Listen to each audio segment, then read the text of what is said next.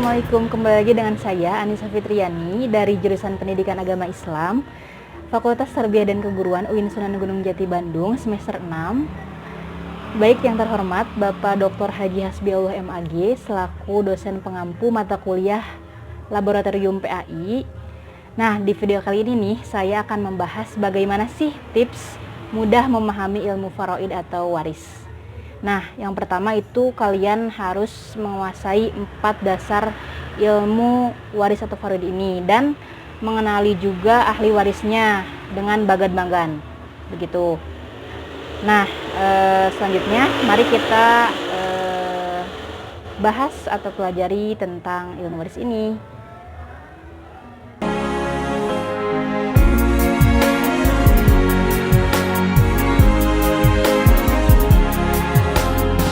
Pada bagian pertama, kita bahas tentang mengenal ahli waris. Nah, siapa saja sih ahli waris di sini? Terlebih dahulu kita bahas tentang mayit. Bayangkan mayitnya itu adalah Anda ya. Nah, turun kepada furu. Furu itu apa? Furu itu adalah ahli waris utama ini, mayit, yaitu keturunan si mayit ini.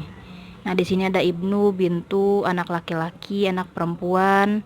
Turun lagi kepada ibnu ibnin, anak laki-lakinya anak laki-laki, dan bintu ibnin, anak perempuannya anak laki-laki.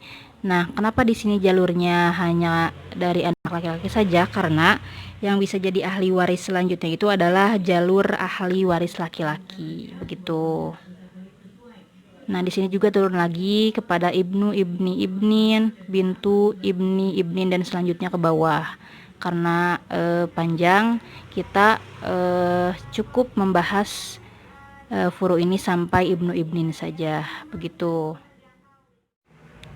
Nah, selanjutnya jika Anda atau si mayit ini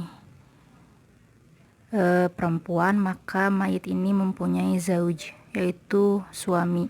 Dan jika mayit ini laki-laki, berarti mayit ini mempunyai zaujah, yaitu istri. Nah, sekarang kita bahas ahli waris usul, yaitu orang tua. Ini kita pakai jalur ke atas. Berarti Anda tahu ya, jalur ke atas ini yaitu orang tuanya si mayit. Ada abun sama Abun itu ayahnya dan itu ibunya. Dari abun ke atas lagi jadun dan jadah, kakek dan nenek. Kalau dari itu hanya jadah saja, begitu.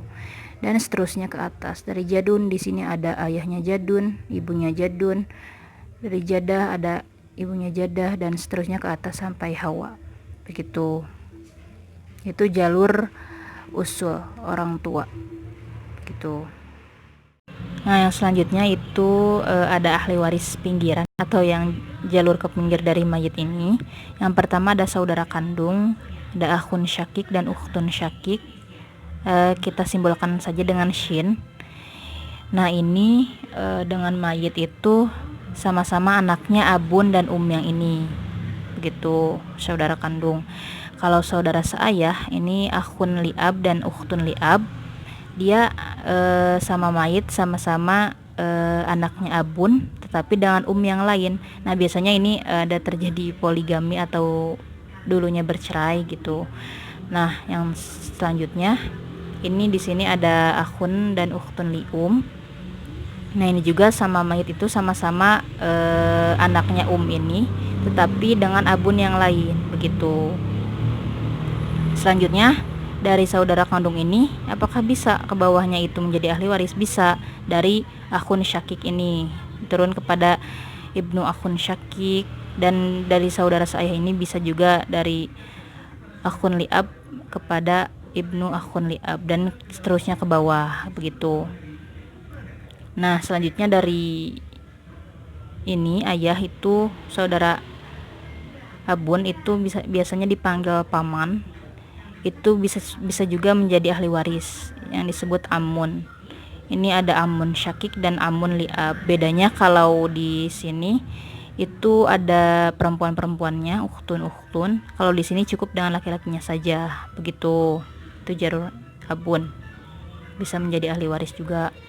dan ke bawahnya juga bisa dari Amun Syakik itu kepada Ibnu Amun Syakik dan Ibnu Amun Li'ab gitu. Saya kira segini ahli waris yang saya bahas. Adapun ahli waris itu disebut mu'tik atau mu'tikoh ini biasanya yang pernah memerdekakan mayit ini dan dia mempunyai bagian dari mayit ini, begitu. Selanjutnya kepada pembagiannya yang tercantum dalam Al-Quran itu ada 2/3, 1/2, 1/3, 1/4, 1/6, dan 1/8. Juga ada istilah asobah yaitu sisa, ada asobah bil ghair dan asobah ma'al ghair. Kedua ini eksistensinya sama namun cara mendapatkannya berbeda ya. Nah lanjut kepada zauj. Zauj itu mendapat 1/2 atau 1/4, nanti syaratnya kita jelaskan. Kalau zaujah itu mendapat 1/8 atau 1/4. Dari sini turun kepada bintun. Nah kalau sudah mengetahui bagian bintun, pasti kesininya bakal gampang dipahami karena tinggal copy paste saja dari bintun ini.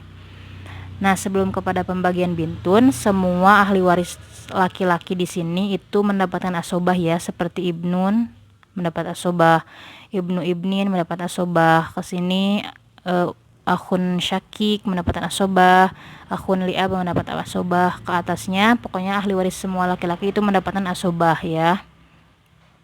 Nah lanjut kepada bintun yang tadi itu mendapat 2/3, 1/2 dan asobah. Nah turun lagi kepada bintu ibnin, itu tinggal di copy paste ke sini 2/3, 1/6, 1/2 asobah plus 1/6. Kalau bintu ibnin itu plus 1/6. Nah lanjut kepada ukhtun syakik, sama di copy paste dari sini ke sini 2/3, 1/2 asobah bil ghair plus asobah ma'al ghair. Terus lanjut kepada ukhtun li'ab juga sama, tinggal di copy paste 2/3, 1/2 asobah bil ghair plus 1/6 dan asobah ma'al ghair. Jadi tinggal ditambahin ujung-ujungnya aja gitu. Jadi gampang ya memahaminya dari sini ke sini. Langsung kepada abun. Abun itu 1/6 plus 1/6 plus asobah plus asobah. Ke atasnya jadun juga sama, tinggal di copy paste aja di sini 1/6 plus 1/6 plus asobah. Jadi abun sama jadun sama ya. Lanjut kepada di sini mendapat 1/2 dan 1/6. Nah di sini karena anaknya dia sama mendapatkan 1/2 atau 1/6 begitu. Nah terus ke atas itu ada jadah sama jadah. Kenapa ada garis sini? Karena dibagi rata, 1/6 ini dibagi rata antara jadah abun sama jadah begitu. Nah yang tadi di sini mengapa 1/2 dan 1/4? Kalau 1/4 zaujah itu mempunyai furu atau keturunan, mendapat 1/4. Jika 1/2 berarti zauj tidak memiliki keturunan gitu. Sama halnya dengan ini zaujah, jika mendapatkan 1/4 berarti zaujah ini tidak punya keturunan. Kalau mendapatkan 1/8 berarti zaujah mempunyai keturunan sini. Dan seterusnya. Kalau sudah memahami ahli waris dan pembagiannya, maka kesananya dikali atau dibagi dan tinggal dimasukin, itu bakal gampang banget kelar gitu. Tinggal kalian memahami dulu ininya, ahli waris dan pembagiannya. Terima kasih, semoga bermanfaat. Wassalamualaikum warahmatullahi wabarakatuh.